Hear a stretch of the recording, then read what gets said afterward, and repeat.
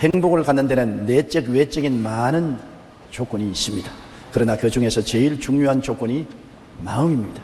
마음이 불행하면 환경적인 조건은 아무리 잘 구비해도 의미가 없습니다. 세계의 영웅 나폴레옹은 세계를 정복을 하고 그 꿈을 꾸며 영토를 확장했고 사람들이 부러워할 것은 모두 다 소유했던 사람입니다. 지배와 소유의 정상에서 인생의 성취감도 누렸습니다. 그러나 죽을 때 그가 남긴 말은 내가 진정 행복했던 때는 단 6일밖에 없었다, 그렇게 말했습니다. 온 유럽을 석권하고 프랑스의 왕자를 점령하고 부귀와 영화를 한 몸에 누렸던 나폴레옹도 일평생에 행복한 날은 6회밖에 없었다고 했습니다. 그러나 헬렌 켈러는 듣지도 못하고 말하지도 못하고 보지도 못하지만 말년의 과거를 회상하면서 내 인생은 기쁘고 행복한 나날이었다고 말하는 것입니다.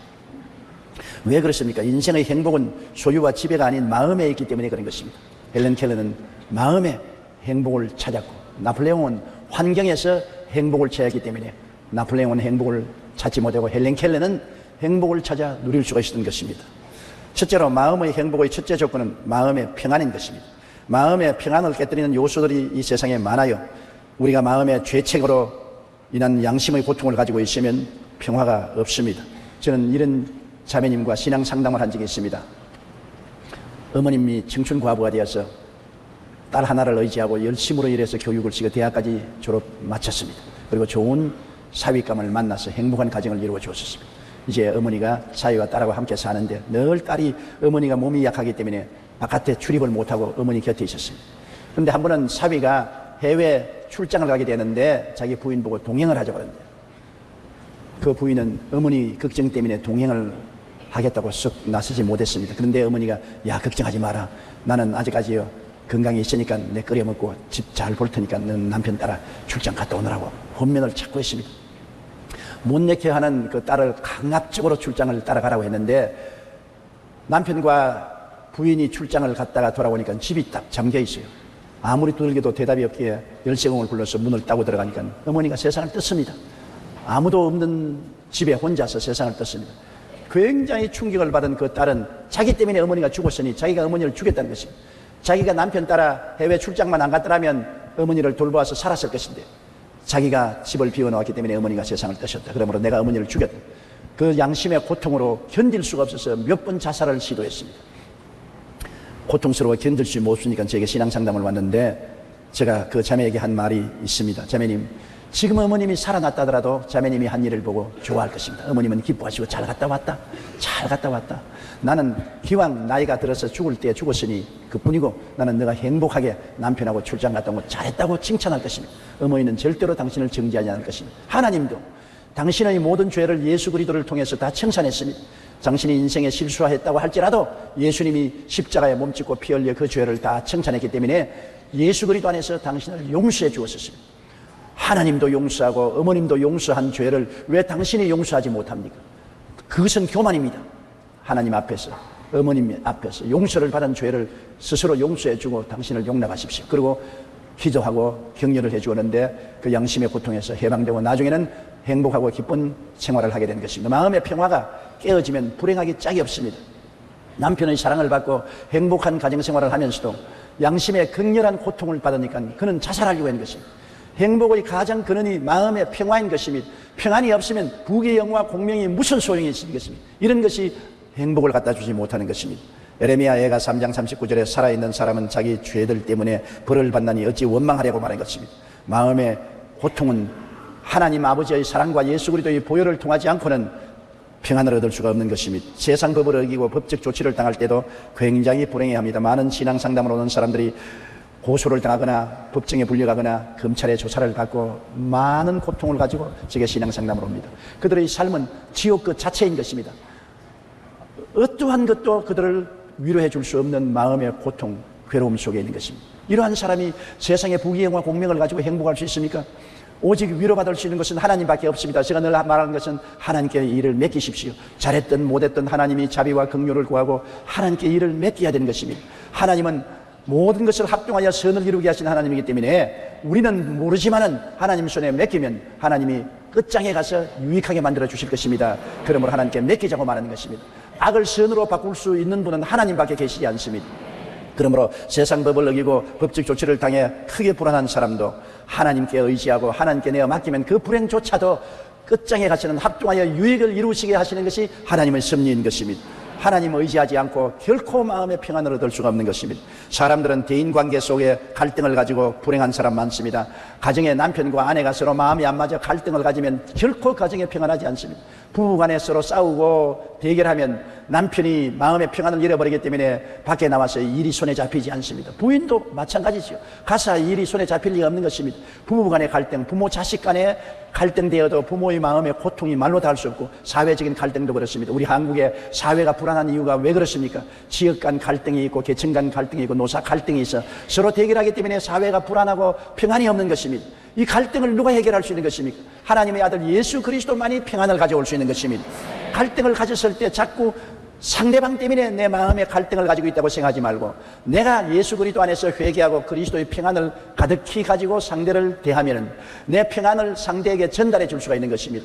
그렇기 때문에 남이 내게 평안을 빼앗아간다고 말하지 말고, 내가 마음에 평안을 가지고 상대를 포용하면 평안을 가져올 수 있는 것입니다. 이 평안은 예수 그리스도에 대한 은혜와 하나님의 사랑을 통하지 않고는 가져올 수 없는 평안인 것입니다. 또한 생활의 고통이 극심하면 마음이 굉장히 불안합니다. 직장을 잃을까 싶어 번뇌하고 있을 때 평안이 없지 않아요. 사업이 무너져가고 부도가 날 지경에 이르는데 평안이 있을 수가 있습니까?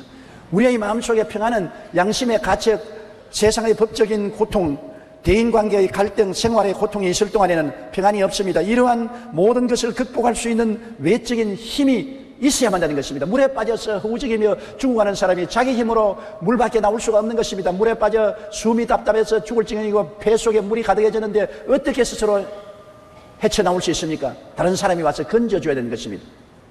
누가 우리를 이 마음의 불안과 고통에서 건져줄 수 있습니까? 이것은 하나님의 아들 예수 그리스도가 와서 고쳐줄 수가 있는 것입니다. 예수 그리스도와 하나님 아버지의 사랑이 와서 우리를 건져줄 수 있습니다. 예수 믿는 사람과 안 믿는 사람이 다른 점이 여기 있는 것입니다. 우리는 고통에 빠졌을 때 우리를 건져줄 자가 있다는 것입니다. 그리스도 예수와 아버지 하나님이 우리를 건져주신다는 믿음이 있기 때문에 마음의 평안을 얻고 기도하고 하나님께 짐을 맡길 수가 있는 것입니다. 성경에는 수고하고 무거운 짐진 자들은 다 내게로 오라, 내가 너희를 쉬게 하리라고 말씀하고 있는 것입니다. 수고하고 무거운 짐을 진진 자들만 내게로 오라 하는 것입니다. 수고하고 무거운 짐 없는 사람들에게 오라고 말하지 않았습니다. 그러므로 어떠한 수고하고 무거운 짐을 가졌을지라도 짐을 가지고 있는 사람은 주님께 나올 수 있는 자격이 있는 사람인 것입니다. 주님은 그러한 사람들에게 내가 평안을 주겠다고 약속을 하신 것입니다. 여러분 시편 91편 1절로 6절에 보면 놀라운 하나님의 약속의 말씀이 있습니다. 지존자의 은밀한 곳에 가는 자는 전능자의 그늘 아래 가겠다. 지존자의 은밀한 곳이 뭡니까? 하나님의 은밀한 곳은 예수 그리스도인 것입니다. 하나님의 은밀한 곳 예수 그리스도 안에 있는 사람은 전능자의 그늘 아래에 있겠다고 말한 것입니다. 지존자의 은밀한 곳에 거하는 자는 전능자의 그늘 아래에 거하리로다. 내가 야훼를 가리켜 말하기를 저는 나의 피난처요 나의 요새요 나의 의뢰하는 하나님이라니 이는 제가 너를 새 사냥꾼의 올무에서 그 큰 연병에서 건지실 것입니다. 제가 그 기수로 너를 덮으시리니 네가 그 날개 아래 거하리로다. 그의 진실함은 방패와 손방패가 되나니 너는 밤의 놀램과 낮에 흐르는 살과 흑암 중에 행하는 연병과 백주에 황폐케 하는 파멸을 두려워하지 아니하리로다. 천인이 내 곁에서 만인이 내 우편에서 엎드려지나니 재앙이 내게 가까이 오지 못하리로다. 얼마나 놀랍습니까? 여러분이 하나님을 여러분의 피난처라 하고 지존자로 거처를 삼으면 하나님께서 천사를 보내어서 여러분을 지켜 모든 길에 보호를 해 주시겠다고 약속하신 것입니다. 이러므로 하나님의 아들 예수 그리스도를 통해서 아버지의 품에 안기면 우리가 마음속에 평안을 누릴 수가 있는 것입니다. 의뢰할 때가 있기 때문에, 우리의 짐을 맡길 때가 있기 때문에 우리가 평안을 얻을 수가 있는 것입니다. 아무도 나를 도와줄 수 없고 아무도 내 손 붙잡아 이끌어줄 자가 없을 때 우리는 절망하는 것입니다. 더구나 시편 23편 4절에 보면 내가 사망의 엄침한 골짜기로 다닐지라도 해를 두려워하지 아니할 것은 주께서 나와 함께 계심이라. 주의 지팡이와 막대기가 나를 아니하시나이다. 너무나 놀라운 말씀인 것입니다. 우리가 이 세상에 살면서 크고 적은 사망의 골짜기를 안 지날 수가 없어요. 인생 사는 자체가 고난이니까. 크고 작은 사망의 골짜기를 지나고 부모 형제 날 떠나고 아무도 나를 도와줄 자 없을지라도 성경에는 주께서 나와 같이 계신다고 말한 것입니다. 주님은 우리와 언약을 맺었습니다. 십자가의 보배로운 피로 언약을 맺었습니다. 예수 그리스도를 구주로 모시고 피를 의지하는 자는 결단코 떠나지 아니하고 버리지 않겠다는 언약을 주신 것입니다. 내가 사망의 엄침한 골짜기에 다닐지라도 주님이 함께 계신데, 주님은 목자로서 지팡이와 막대기를 가지고 오십니다. 지팡이는 길을 열어주시고 막대기는 보호해 주시는 것입니다. 어떻게 길 잃어버린 처지에 있을지라도 주님은 길을 열어주시고 어떻게 큰 원수가 와도 막대기로 막아주시는 주님이 계시기 때문에 마음의 평안을 누릴 수가 있는 것입니다. 우리가 마음의 평안이 있어야 행복의 기초가 될 뿐이에요. 평안이 있어야 문제 해결도 되는 것입니다. 성경에 주님은 나의 평안을 너희에게 주노라. 내가 너희에게 주는 것은 세상에 주는 것과 같지 아니하니라. 너희는 마음에 근심하지도 말고 두려워하지도 말라고 말씀하신 것입니다.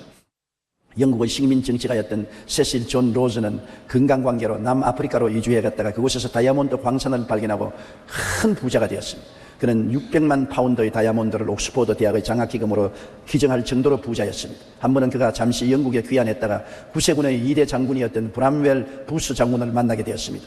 부스 장군이 그에게 물었었습니다. 당신은 그 문제, 그 돈을 가지고 행복합니까? 그렇지 않으면 행복하다고 생각하십니까? 하고 묻자 그는 침울한 표정으로 행복이랬네요. 행복이 어디 있어요? 그러자 부스 장군이 그에게 이렇게 말했습니다. 천하에 진실로 행복한 곳은 오직 한 곳뿐인데 그곳은 주님의 십자가 아래입니다. 왜냐하면 그곳에서만 우리의 죄를 용서받을 수 있기 때문입니다. 맞습니다. 예수 안에 들어와야 죄도 용서를 받고 하나님 아버지의 날개 아래 들어갈 수 있게 되고 하나님의 보호와 은혜를 받을 수 있기 때문에 평안한 것입니다. 그 속에 들어오면 죄책도 다 사함을 받고 세상의 법적인 고통을 당해도 합동하여 유익을 이루고 악을 선으로 바꾸는 하나님의 역사를 기대하고 믿고 의지할 수가 있는 것입니다. 그곳에 들어오면 이 세상에서 어렵고 고통스러운 문제도 해결받을 수 있고 의지할 수 있게 되는 것입니다. 우리 하나님 날개 아래 거하면 우리의 마음속에 참 평안을 얻고 평안이 있는 곳에 행복을 누릴 수가 있게 되는 것입니다. 톨스토이는 말하기를 사람들은 흔히 세속적인 행복을 찾다가 아무것도 얻지 못하고 기진맥진한 두 팔을 그리스도 앞에 내놓을 때 비로소 행복을 얻게 된다고 말했습니다. 일본의 유명한 신학자 우치무라 간조도 인생의 행복이란 소유의 많고 적음에서 오는 게 아니다. 하나님과 함께하는 삶 속에 진정한 행복이 있다. 아무리 많은 것들을 가졌다 해도 하나님과 동행하지 않은 사람의 생활에는 행복이 없다고 말한 것입니다. 여러분, 부귀영화 공명에 행복이 있다고 하는 사람은 속았습니다. 부귀영화 공명에는 행복보다도 더 많은 불만족과 고통이 따라오는 것입니다. 참 행복은 예수 그리스도 안에서 아버지를 섬길 때만 찾아오는 것입니다. 우리의 마음에 하나님 아버지와 예수께서 안주하실 때 비로소 마음이 풍족해지고 평안해지고 행복해지는 것입니다. 마음의 평안은 하나님께 의지 안 할 때는 없습니다. 돈이 의지할 곳이 못 됩니다. 지위나 권세가 의지할 게 못 됩니다. 세상의 부귀 영화가 여러분이 피난처가 되지 못합니다. 하늘과 땅을 지으시고 세계와 그 가운데 모든 것을 다스리시는 만군의 야훼 우리 아버지 하나님과 그 아들 예수 그리스도의 품 안에서만이 진실로 평안하고 행복해질 수가 있는 것입니다. 둘째로 감사하는 마음이 있어야 행복해지는 것입니다. 마음의 행복을 깨는 원망, 불평, 짜증, 탄식 등을 가지고 있으면 행복하지 않습니다. 사람들은 행복을 깨는 것이 원망, 불평, 짜증, 탄식이라는 것을 알고 있음에도 불구하고 자꾸 그 속에 들어가는 경향성이 있는 것입니다. 사람들은 자기에게 있는 것보다 없는 것을 바라보고 늘 불평합니다. 여러분, 사람들은 자기에게 있는 것을 계산하지 않습니다. 자꾸 없는 것을 계산합니다. 성경에는 있는 자에게는 더 주고 없는 자에게는 있는 것까지 빼앗겠다고 말하는 것입니다. 우리에게 주어진 것을 생각하고 계산하고 감사를 할 줄 알아야 되는 것입니다. 여러분께서는 머리털로 덮여있는 것 고맙게 생각하지 않지요? 나처럼 대머리가 한번 돼보세요. 여름에는 얼마나 뜨겁다고요? 겨울에는 또 얼마나 춥다고요? 모자를 쓰지 않으면 안 되는데 저같이 대머리가 되어보면 머리숱이 많은 것이 얼마나 감사한지 깨닫게 되는 것입니다. 요사이 한국의 이 모발을 잃어버린 사람들을 위해서 고쳐주는 시장이 1조 원이 된다는 것입니다. 머리숱이 없는 사람들 머리를 나게 한다든지 이식하든지 가발을 쓰든지 하는 그 시장이 1조 원이 된다는 것입니다. 오늘 제가 이 자리에서 보니 여러분 다 머리가 새카만데 얼마나 행복합니까?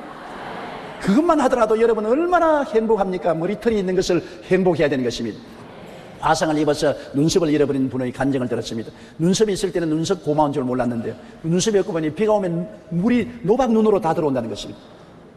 눈썹이 있을 때는 차일이 돼가지고 눈썹 물이 다 그리를 통해서 흘러나가 버렸기 때문에 눈을 뜰 수 있는데 눈썹이 없으니까 물이 눈을 노박 들어오므로 눈을 뜰 수 없다. 눈썹 있는 것을 얼마나 감사했는지 모른다 그랬습니다. 여러분, 눈썹 다 있죠? 그러니 고마울 수밖에. 들을 수 있는 귀가 있고 냄새 맡고 맛볼 수 있는 입이 있고 수족이 있으니 얼마나 감사합니까? 이것만 해도 우리가 하나님께 감사할 것이 얼마나 넘칩니까? 6.25 사변 이후로 한국이 얼마나 가난하고 어려울 때도 살았는데 지금은 너무나 잘 살지 않아요. 그러므로 의식주 문제가 해결되고 행복하게 사는 것을 생각하고 감사할 줄 알아야 되는 것입니다. 내게 있는 것을 헤아려보고 감사해야지 자꾸 없는 것을 계산하면 안 돼요. 시편 32편 5절에 내 영혼아 내가 어찌하여 낙심하며 어찌하여 내 속에서 불안해하는가. 너는 하나님께 소망을 두라. 하나님께 소망을 두고 내게 하나님이 주신 모든 것을 헤아려보고 감사해야 되는 것입니다. 자기보다 나은 타인과 자기 삶을 비교하면 안 됩니다. 자꾸 다른 사람은 저렇게 키가 큰데 왜 나는 키가 작으냐? 다른 사람은 미년데 왜 나는 이렇게 못생겼냐? 다른 사람은 몸이 날씬한데 나는 왜 이 뚱보냐? 다른 사람들은 잘 사는데 왜 못 사느냐? 자꾸 비교하면 안 됩니다. 우리 옛날 한국 속담에도 뱁새가 황새 따라가려다가 가랭이가 찢어진단 말이 있습니다. 자기 운명을 받아들일 줄 알아야 되는 거죠. 내 주신 운명, 내 팔자를 다른 사람 팔자하고 자꾸 비교하면 안 되는 것입니다. 다른 사람은 다른 사람 팔자로 살고 내 팔자는 내 팔자로 사는 겁니다. 내 운명을 받아들이고 그 운명에 내가 충실할 때 행복을 가져오는 것입니다. 내 주어진 삶을 받아들이고 감사하고 거기에 충실할 때 행복을 가져올 수 있는 것입니다. 시편 37편 8절에 분을 거치고 노를 버리며 불평하지 말라 오히려 악을 만들 뿐이라고 말했습니다. 디모데전서 6장 7절로 8절에 우리가 세상에 아무것도 가지고 온 것이 없음에 또한 아무것도 가지고 가지 못하리니 우리가 먹을 것과 입을 것이 있은즉 조간줄로 알라고 말씀하고 있는 것입니다. 미국의 유명한 상담가 에비 박사에게 15살 나는 소녀가 편지를 썼습니다. 나는 불행합니다. 나는 독방도 없고 부모의 간섭은 심하고 나를 믿어주지 않습니다. 나를 청해주는 남자친구도 없고 좋은 옷도 없습니다. 나의 장래는 암담합니다라고 편지를 썼습니다. 그런데 이 편지를 신문에 읽은 다른 13세 소녀가 이런 글로 답글을 썼습니다. 나는 걷지 못하는 불구의 소녀입니다. 사람이 보고 말하고 걷는 것이 얼마나 큰 행복입니까? 그러나 나는 비록 걷지 못하고 살지만은 볼 수 있고 들을 수 있고 말할 수 있는 행복이 있습니다. 나는 못 걷는다는 것 보고 불평하지 않고 볼 수 있는 눈과 들을 수 있는 귀가 말할 수 있는 입과 팔이 있는 것을 감사합니다. 그러므로 있는 것을 생각하고 없는 것으로 불평하지 마십시오. 그런 답글을 신문에 냈습니다. 맞았습니다. 자기에게 주어진 삶을 자기의 운명으로 받아들이고 수용하고 그곳에서 최선을 다하면 하나님이 점점 축복을 해 주시는 것입니다. 감사를 하면 할수록 하나님이 점점 그곳에서 더 나은 삶으로 이끌어 주시는데 원망, 불평, 탄식, 짜증을 하면은 점점 더 하락하고 마는 것입니다. 점점 더 나빠지고 마는 것입니다. 행복은 감사에 있습니다. 다른 사람과 비교하지 않고 자신이 받은 복을 헤아리는 사람만이 감사의 마음을 가질 수 있습니다. 불란서의 철학자이며 평론가인 알랭은 말하기를 남보다 나은 점에 대해서 행복을 구한다면 영원히 행복하지 못할 것이다. 왜냐하면 누구든지 남보다 한두 가지 나은 점이 있어도 전부가 뛰어날 수는 없기 때문이다. 행복이란 남과 비교해서 얻는 것이 아니라 스스로 만족하는 데서 얻는 것이라고 말한 것입니다. 그러므로 내게 있는 것으로 만족하고 그곳에서 최선을 다하며 감사할 때 행복을 얻을 수가 있는 것입니다. 감사하는 마음을 갖기 위해서는 항상 받은 복을 헤아려 보십시오. 아침에 일찍 일어나서도 마음에 불평하는 마음이 생기거든 그것을 물리치고 받은 복을 헤아려 보십시오. 비 맞지 않고 잠잘 수 있는 집이 있다는 것을 행복하게 생각하고 외로운 사람도 많은데 가족이 한 집에서 살고 있다는 것을 생각하고 감사해 보십시오. 감사할 조건이 많이 있는 것입니다. 심신의 건강, 가정, 직장, 현실적인 삶에서 감사할 것이 얼마나 많아요. 시편 103편 2절에 내 영혼아 야훼를 송축하며 그 모든 은택을 잊지 말라 그랬습니다. 하나님이 주신 은택을 잊으면 안 돼요. 기억하고 손꼽아 감사를 하면 주님께서 점점 더 감사할 것을 많이 주시는 것입니다. 그러나 주신 것도 불평하고 원망하면 하나님께서 있는 것도 다 빼앗아가시는 것입니다. 에베소 5장 20절에 범사에 우리 주 예수 그리스도의 이름으로 항상 아버지께 감사하라고 말한 것입니다. 그리고 다른 사람을 복되게 하려고 노력하면 더 행복해지는 것입니다. 자꾸 모든 것을 자기 중심으로 생각하고 왜 나를 안 섬겨주느냐, 왜 나를 안 도와주냐 하면 불행하게 되죠. 한 가정에도 남편이 자기 중심으로 아내를 보고 자기를 섬겨라, 자식들 보고 자기 명령만 순종하면 폭군이 되고 불행하게 되고 마는 것입니다.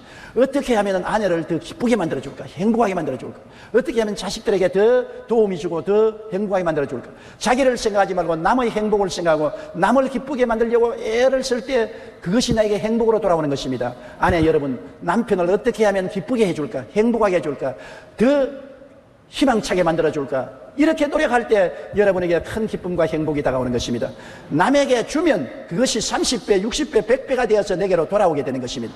자꾸 내가 받으려고 하면 있는 것조차 빼앗겨버리고 마는 것입니다. 그러므로 성경에는 즐거워하는 자들과 함께 즐거워하고 우는 자들과 함께 울라고 말한 것입니다. 끊임없이 우리는 이웃을 위해서 사는 우리들이 되어야 되는 것입니다. 많은 가정이 불행한 것은 이기주의자들이 모여서 그렇습니다. 자기만 섬겨달라고 하기 때문에 가정이 불행한 것입니다. 여러분, 이 세상에 내 마음에 꼭 맞는 사람들만 모여서 살지 못해요. 꼭 맞는 남편 만난 사람 별로 없어요. 꼭 맞는 아내 만난 사람 별로 없어요. 꼭 마음에 맞는 자식들 낳아서 기른 사람 별로 없어요. 이 세상에는 꼭 맞는 사람이 별로 없고 대개 다 안 맞고 뒤틀리고 부딪히는 세상인 것입니다. 그것을 들어서 자꾸 원망하고 불평하고 핥히고 하면은 상대도 못 살고 자기도 못 살고 피투성이 되는 것입니다. 주어진 세상에 이렇게 어려운 것을 그대로 내 팔자로 받아들이고 내 몫에 태인 것으로 받아들이고 감사하고 그곳에 봉사하고 섬기는 마음을 가지면 어려운 가운데 행복을 갖다 줄 수 있는 것입니다. 야, 조금만 더 참다가 더 좋은 부인을 만났으면 좋겠다. 불란서 사람들이 뽑은 존경하는 인물 중에 8년 동안 7번이나 1위를 차지했던 사람이 바로 아베 피에르 신부인 것입니다. 그는 빈민 구호 공동체인 엠마우스 공동체를 창설해서 가난하고 소외된 사람들을 돌보는 데 앞장서고 있습니다. 이 피에르 신부님이 쓴 단순한 기쁨이라는 책에 보면 이런 간증이 기록되어 있습니다. 한 신사가 자살 직전에 피에르 신부를 찾아왔습니다. 그는 자신의 가정적인 문제, 경제적인 파탄, 사회적인 지위의 실추 등을 들며 자신이 죽을 수밖에 없는 이유를 자세히 설명했습니다. 피에르 신부는 그 이야기를 다 들은 후에 고개를 끄덕끄덕하면서 충분히 자살할 이유가 됩니다. 일이 그렇게 되었으면 살 수가 없겠네요. 자살을 결심하게 한 것은 당연합니다. 자살하십시오. 그리고 덧붙여서 말하기는 하지만 죽기 전에 나 좀 도와주고 죽으면 안 되겠습니까? 내가 도움이 필요한데요. 그 신사는 뭐 어차피 죽을 건데 죽기 전에 신부님이 필요한다면 내가 얼마간 신부님을 돕도록 하지요. 그래서 요청을 수락했기 때문에 피에르 신부를 도와서 집 없는 사람, 불쌍한 사람을 위해 집을 짓는 일을 열심히 했습니다. 그리고 얼마 후 이렇게 고백했습니다. 만일 신부님께서 내게 돈을 주었든지 내가 살 수 있는 집을 지어 주었든지 무언가를 베풀었다면 나는 다시 자살했을 것입니다. 그러나 신부님은 내게 아무것도 주지 않았습니다. 오히려 도움을 요청했습니다. 나는 신부님과 같이 일을 하고 다른 사람을 섬기면서 내가 살아야 할 이유를 충분히 찾았습니다. 이제 나는 어떻게 사는 것이 행복하는 것을 알게 되었습니다. 자기만 생각할 때는 꼭 죽어야 되겠다고 했는데 피에르 신부는 충분히 죽을 이유가 된다고 죽으라고 했습니다. 그러나 죽기 전에 날 좀 도와달라고. 그러니까 이판 잡은 사판인데 좀 도와주고 죽자. 그렇게 생각하고 자기 중심의 생각만 하고 자기만 바라보던 눈을 다른 사람을 바라보게 되고 다른 사람 중심으로 가난하고 헐벗고 굶주린 사람을 도와주고 집을 지어주고 하는 바람에 자기를 잊어버리고 다른 사람 봉사하는 곳에 참 만족과 행복을 느끼고 죽을 생각이 싹 사라져버리고 말한 것입니다. 사람은 자기만 바라보면 썩어지고 맙니다. 남을 바라보고 남을 도우면 맑고 밝고 환한 생명의 물이 흐르기 시작하는 것입니다. 데일 카네기는 행복할 수 있는 방법에 대해 이렇게 말했습니다. 행복의 유일한 방법은 감사를 바라지 않으며 남에게 주는 기쁨을 갖는 데 있음을 기억하라. 당신의 고민거리를 헤아리지 말고 당신이 받은 축복을 헤아리라. 다른 사람에게 흥미를 가짐으로 피곤한 자기 집중에서 벗어나라. 다른 사람의 얼굴에서 웃음을 띄울 일을 한 가지씩 하라. 프리올이라는 사람도 행복한 사람이 되고 싶거든 남을 기쁘게 하는 것을 배우라고 했던 것입니다. 우리가 다른 사람을 복되게 하려고 노력하면 감사하는 마음이 생겨납니다. 이 감사가 바로 행복으로 가는 지름길인 것입니다. 원망, 불평, 짜증, 탄식은 불행과 절망으로 가는 지름길이지만 감사는 행복으로 가는 지름길인 것입니다. 그러므로 항상 여러분 있는 것을 가지고서 감사하고 남에게 비교하지 말고 내 자신을 보고 감사하고 남을 기쁘게 하고 행복하게 만들어 주는 일을 하고 감사하는 여러분 되시기 바랍니다. 그렇게 할 때 행복이 다가오는 것입니다. 하나님과 이웃에 감사하는 말을 한다는 것 얼마나 좋습니까? 우리는 너무 감사하는 말을 안 해요. 성경에는 시편 50편 23절에 감사로 제사를 드리는 자가 나를 영화롭게 하나니 그 행위를 옳게 하는 자에게 내가 하나님의 구원을 보리라고 말한 것입니다. 하나님도 감사로 제사를 드립니다. 감사로 어떻게 제사 드립니까? 감사하는 말을 하고 감사하는 찬송을 드리는 것이 감사 제사인 것입니다. 이렇게 하면 하나님도 영화를 느끼고 하나님도 도움을 베풀게 되는 것입니다. 사람은 하나님의 형상과 모양대로 지음을 받았기 때문에 자꾸 감사하고 칭찬하고 기쁘게 해주면 굉장한 용기와 힘을 얻게 되는 것입니다. 여러분, 우리가 감사하는 말 조금만 애를 쓰면 할 수 있잖아요. 한 가정에도 남편이 부인 보고 고맙다고 말하고 잘하는 것을 칭찬해주면 부인이 어색해지고 힘이 생기잖아요. 남편에게 감사하고 남편을 칭찬하고 자랑하게 하면 남편이 얼마나 용기 백배해서 열심히 일할 수 있잖아요. 어린아이들도 자꾸 쥐어박지 말고 용기와 힘을 주고 칭찬해주면 더 힘을 얻을 수 있잖아요. 우리 민족의 가장 단점은 감사할 줄 모르고 부정적인 생각을 하는 것이 우리 민족의 단점입니다. 서양 사람들은요, 밥 먹다가 숟갈 하나 전달해줘도 땡큐, 물 한 컵 줘도 땡큐, 늘 감사하는 겁니다. 우리는 숟갈 줘도 물 좀 다오, 물 한 모금 그대로 봤어. 자기 아내가 물을 갖다 줘도 여보 감사. 남편에게도 여보 저 젓갈 좀 주세요. 젓갈 좀 감사합니다. 꼭 감사를 해요. 서양 사람들이 특성은 감사하는 일인 것입니다. 근데 우리는 감사를 안 하고 오히려 감사하면 저 뭐 잘못 먹었나, 저거 왜 저래 노색을 떠냐, 그렇게 하는 것입니다. 감사를 해야 돼. 길을 조금 비켜줘도 감사합니다. 조금 도움을 베풀어줘도 감사합니다. 숟갈 전해줘도 감사합니다. 물 한 컵 줘도 감사합니다.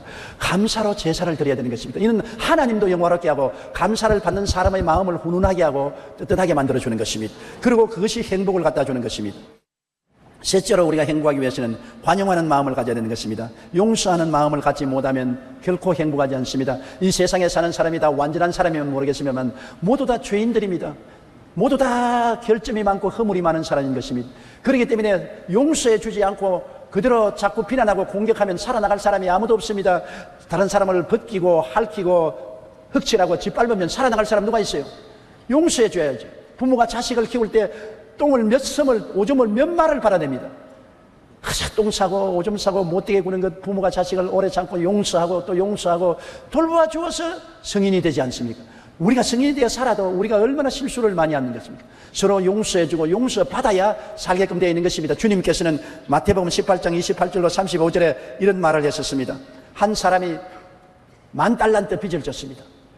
임금이 그를 불러와서 10,000달란트를 못 갚으니까 처자를 다 팔아서 10,000달란트를 갚게 하겠다고 하니까 이 사람이 통곡하고 울며 용서해달라고 사정을 하고 말미를 달라고 하며 임금이 불쌍히 능해서 탕감해 줬습니다. 얼씨나 좋다고 춤추고 나오다가 밖에 나오니까 자기 친구 한 사람이 얼마 돈 안 되는 100데나리온 빚진 친구를 만나서 야, 빚 갚아라. 나 지금 돈이 없으니 말미를 좀 가겠다. 멱살을 잡고 당장 감옥에 갇혀버렸습니다. 그거를 본 다른 사람이 너무나 원통해서 왕에게 고발을 했습니다. 왕이 10,000달란트 용서해준 그 사람이 불과 100데나리 빚진 친구를 돈 안 갚는다고 감옥에 쳐넣었습니다. 임금이 화를 내서 그놈 불러오너라. 내가 너가 10,000달란트를 갚으라고 할 때 못 갚겠다고 통곡을 하고 울고 비르게 용서해 줬는데 너도 너희 친구를 100데나리온 빚진 친구를 용서해 줘야 될 것이 아니냐. 이놈을 당장 감옥에 갇히어서 10,000달란트를 갚을 때까지 고생시켜라. 그리고 주님 하신 말씀은 너희가 이웃을 용서하지 않으면 하나님께서 너희도 이렇게 만들리라. 우리 마음이 감옥에 갇힌 사람 많습니다. 불행과 고통과 좌절과 절망과 슬픔의 감옥에 갇히는 사람 많습니다. 왜? 남을 용서해 주지 않기 때문에. 남편을, 아내를, 자식을, 부모를, 이웃을 용서 안 해주면 스스로 마음속에 감옥에 갇힙니다. 왜? 우리는 스스로는 하나님 앞에 얼마나 용서를 받았습니까? 십자가 밑에 우리가 서 보십시오. 우리의 죄를 짓고 불의하고 추악하고 버림을 받아야 마땅한 우리 자신을 주님이 십자가에 몸짓고 피 흘려서 용서해 주었습니다. 과거를 묻지 않고 다 칭찬하고 용서해주고 의롭다고 만들어 주었습니다. 그러므로 예수님 앞에 설 때 우리는 용서의 빚을 진 사람인 것입니다. 내가 주님께 용서받은 만큼 남을 용서해 주어야 되는 것입니다. 용서해 주지 아니하면 우리는 감옥에 갇히는 것입니다. 고통과 절망의 감옥에 갇힌 것입니다. 오늘 많은 사람이 불행한 이유는 이웃을 관용하고 용서하는 마음이 없기 때문에 감옥에 갇힌 것입니다. 성경에는 악을 악으로 갚지 말라고 말한 것입니다. 마태복음 5장 38절로 42절에 보면 또 눈은 눈으로 이는 이로 갚으라 하였다는 것을 너희가 들었으나 나는 너희에게 이르노니 악한 자를 대적지 말라. 누구든지 내 오른편 뺨을 치면 왼뺨도 돌려대며 또 너를 고소하여 속옷을 가지고자 하는 자에게 겉옷까지 가지게 하며 또 누구든지 너로 억지로 오리를 가게 하거든 그 사람과 심리를 동행하고 내게 구하는 자에게 주며 내게 구고자 하는 자에게 거절하지 말라.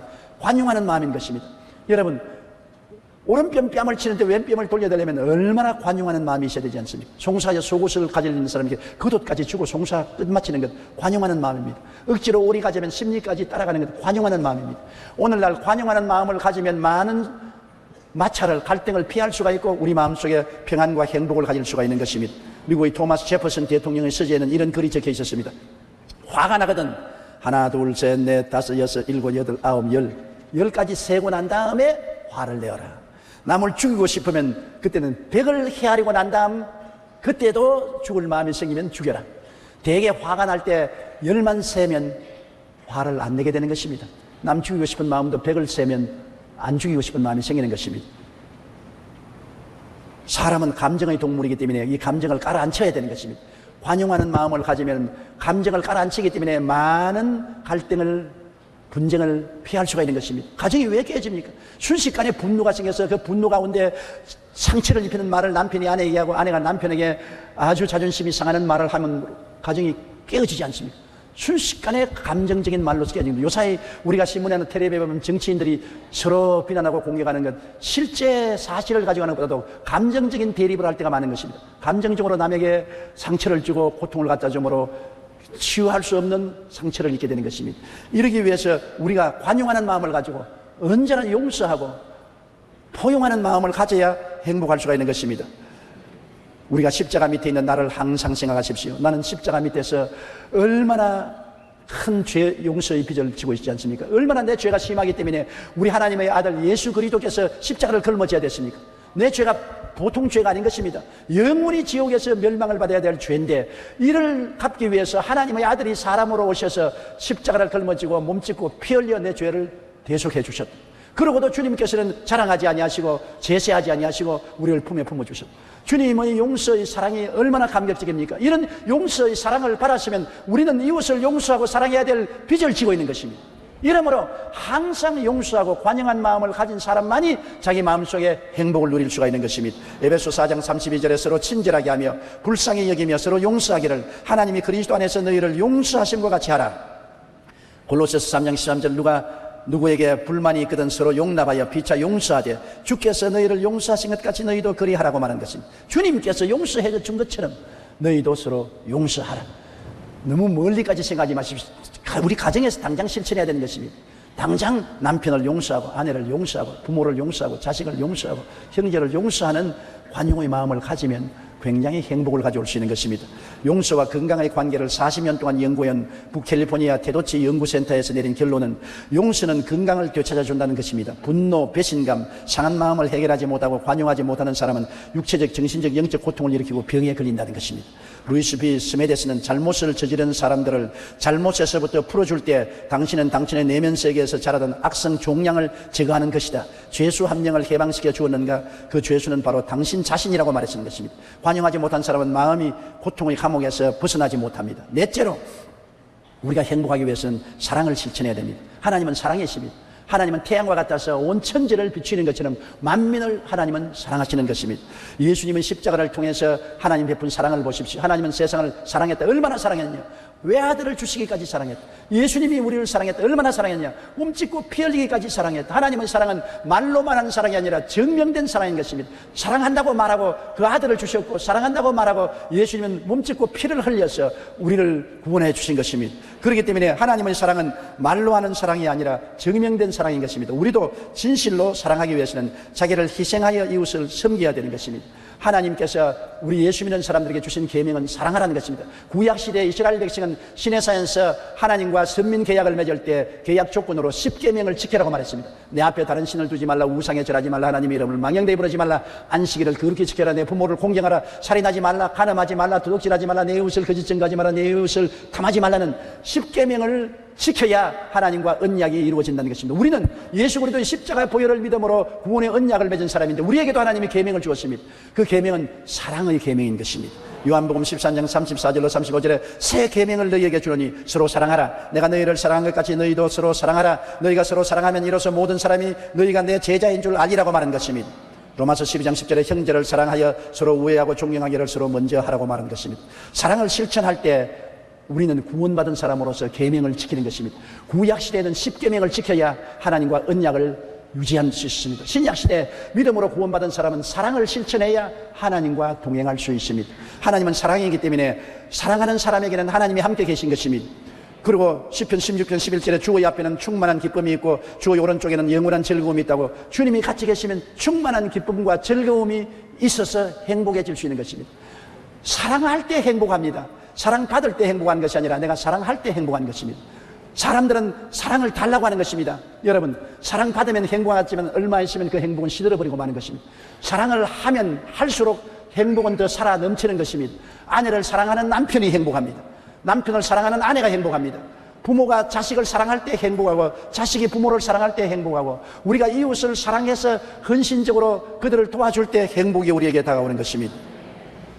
요한복음 14장 23절에 사람이 나를 사랑하면 내 말을 지키리니 내 아버지께서 그를 사랑하실 것이요 우리가 그에게 가서 거처를 그와 함께 하리라고 하셨습니다. 사랑하면 하나님이 거처를 같이 하겠다고 말한 것입니다. 알버트 슈바이처가 운영하는 아프리카의 랑바렌의 병원에서 구전 일을 도맡아 하는 미모의 간호사가 있었습니다. 그녀의 이름은 마리아 프레밍거입니다. 그녀는 헝가리 귀족의 딸로 한때 재색을 겸비한 최고의 미인으로 많은 사람의 흠모의 대상이 되었습니다. 사람들이 그를 흠모하고 수많은 남자들이 그를 따라다녔었습니다. 그는 악기 연주에 능해서 비엔나에서 가장 유명한 연극 배우로 명성을 떨쳤습니다. 그러나 그녀는 결혼에 2번이나 실패하고 현실 삶에 좌절했습니다.